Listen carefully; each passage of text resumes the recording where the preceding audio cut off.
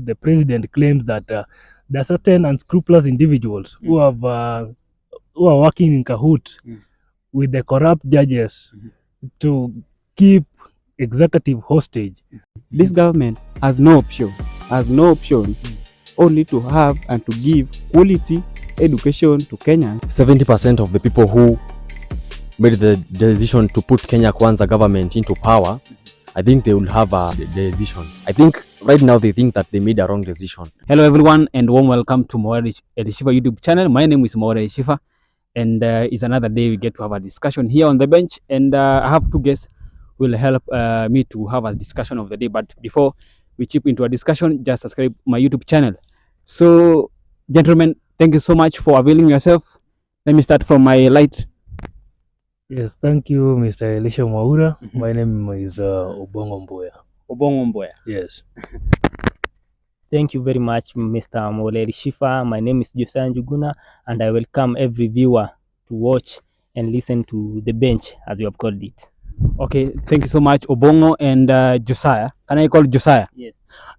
So there have been this debate of the fight between the executive and judiciary.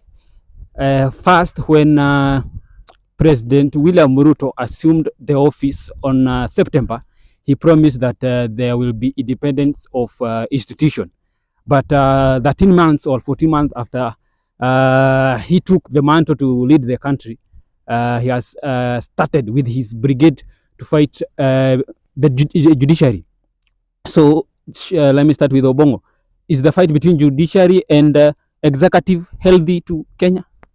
I think first of all we need to get things right between the current ongoing activities in the government. It will not be true to say that there's a fight between judiciary and the executive. Truly and honestly to speak, if you speak to legal students and even the members of the Law Society of Kenya, they will tell you that it is the judiciary. It is not judiciary, but the executive that has declared a war on judiciary. Basically, because judiciary has been issuing conservatory orders to the projects that the executive intend to implement, so that the quality of life of ordinary citizens to be improved. So basically, I will not look it from that perspective that there is an ongoing war between judiciary and the executive. In fact, there is a conversation, a healthy conversation. I'll call it a healthy conversation because Kenya needs proper leadership on all, let me say, on all arms of the government, being that we have the judiciary, the executive, and the legislature. And if you look at the Constitution 2010, it provides various roles of these arms of the government, and they should act independently and interdependently. Meaning there are two words there. There is independent and interdependently. The independent roles, if you look at the Constitution, for example, the chapter 8 on the legislature, you'll find that the Constitution is clear on the roles of the legislator. For instance, legislature is charged with the responsibility of oversighting the executive, legislation, representation, at the same time approving the nominees of the president, for instance, cabinet secretaries, ambassadors. Also, the executive is charged with the responsibility of implementing the policies or legislation that has come from the legislature.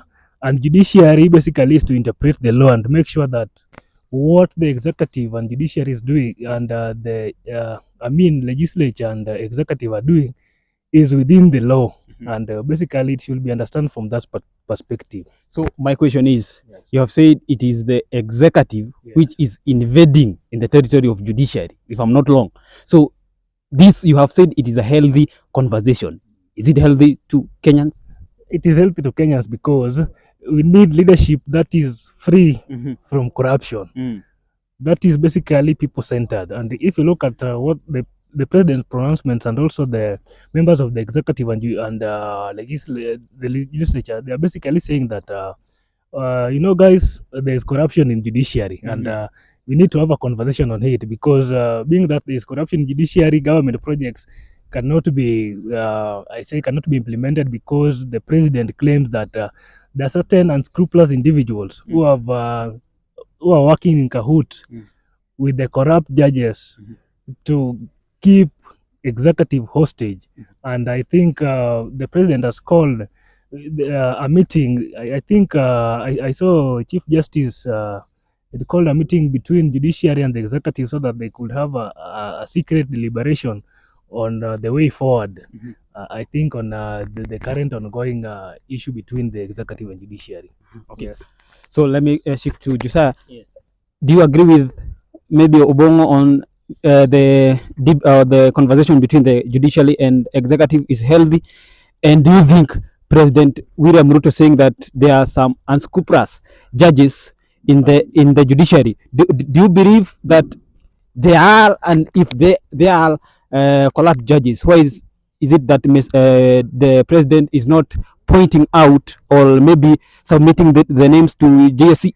First of all, you said that Ruto promised he will help the judiciary to work independently, and he will not interfere with how it works. But first of all, we must understand Ruto. Ruto was in the other government that was fighting judiciary. Do you remember the time Maraga couldn't even come to national holidays because there was fight between the executive and the judiciary? So there is this thing of saying and doing.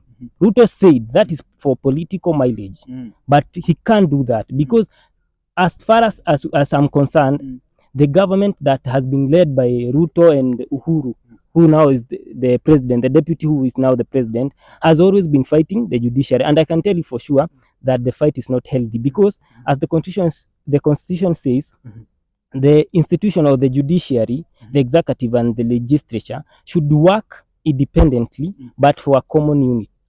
They should work to achieve one goal. But for now, they are not working to achieve one goal. They are working independently and fighting against each other. So I say the fight is not good, is not healthy for the common mwananchi.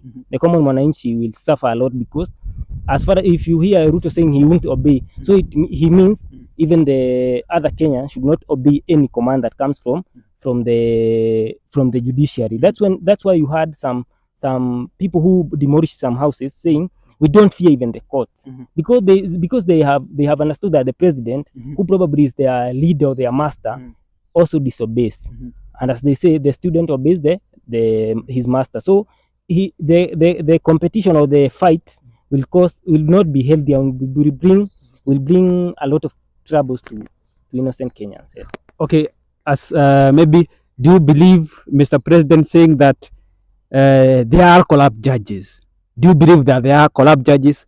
And if they are, is there a right channel maybe to submit the names, or maybe going to the rallies and pointing out that there are corrupt judges? That is the right channel. Now, at this moment, there are no corrupt judges. You know why? Because Ruto last year. What about the issue of Chitembo? Listen, Francis. Last year but one, during the inauguration, Uhuru had rejected some judges, but Ruto, with his own wisdom, maybe from the Bible, he saw that the judges were right. So why, when the judges are against you, they become corrupt. But when they are for political, okay, he was doing it to gain a love or to make the judiciary his puppet. But he forgot the judiciary has been determined, or Maraga wanted Martha Koome to read the judiciary as an independent. He wanted to teach the judiciary to be independent. So now, because the judiciary is against you, again you start saying it's corrupt. It is not corrupt. Just as you said the judges were not corrupt, even you didn't want to reason why Uhuru had rejected them, you just wanted to gain the political. So let's go with that, and the judges are all right. And if they are not right, there's ways. There's GSC. Go to it. Stop going all over the country shouting, because you know very well judges can't speak in political rallies. They don't have that political gain. They don't have that political muscle. Now you can't use that because you are politician and you have that mouth of saying, because I've been given the mandate by the Kenyans, I can do everything. Now you are saying the judges are bad because you know they will never get a time to reply. Now, to me, the judges are right and he should follow. As he said the judges were right, they are still right and they are not corrupt. Okay, thank you. Maybe as we end up this issue, Obong'o, do you believe that because the judiciary is not working in favor of the government in terms of maybe the housing levy, the issue of universal health care. The judiciary has been halting this manifesto being implemented by the government. Do you think that the government is now invading judiciary because they think that this judiciary is not working with us? Do you believe that that is the issue? I think first of all, when you are mentioning the word government, you should not say that the government has invaded judiciary. Maybe Judiciary is part of the government, and they have to work towards a common goal, towards one common goal. That is to ensure that everything that is being done by the government is within the law, is anchored in the constitution. And basically, when you are saying that, in fact, I've read the judgment on the affordable housing plan, and also the government, the executive plan to send the police service to Haiti in that issue of gang that is causing chaos in Haiti. So basically, I've read that those judgments, and what the judgments really constitute. They are basically telling the executive that, you see, the implementation, what you want to do, is not within the law, and you have to do what you are planning to do within the law. And basically, that is what judiciary is telling executive to do.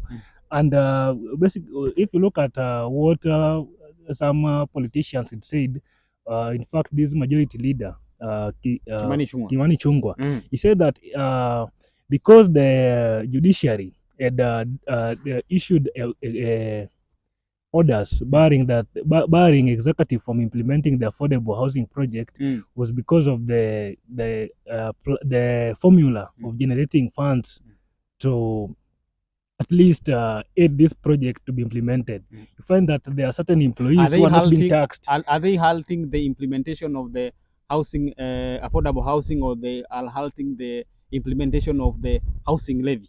The housing levy basically is what they are talking about, because you find that there's discrimination on how the taxes are being generated from. You find that workers who are in the informal sector are not being taxed, but workers who are in formal sectors, who are government employees, are being taxed. So basically, these are discrimination. So it is it's kept in the judgment. I've read it. So basically, judiciary and executive, currently what we are seeing, courtesy of the 2010 constitution, that brings the separation of powers among the arms of the government, is really good. We are seeing a healthy conversation, and this conversation must continue to ensure that we have appropriate leadership and carry Kenya forward. Maybe in less than 1 minute, who do you think is maybe failing the government in terms of their manifesto being implemented within the framework of the constitution? Who is maybe failing the government?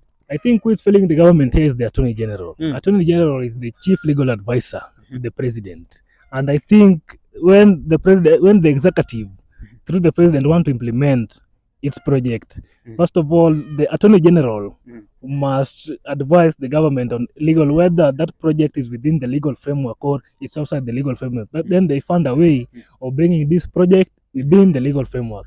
Yes, basically it's the Attorney General who has failed the executive. Okay,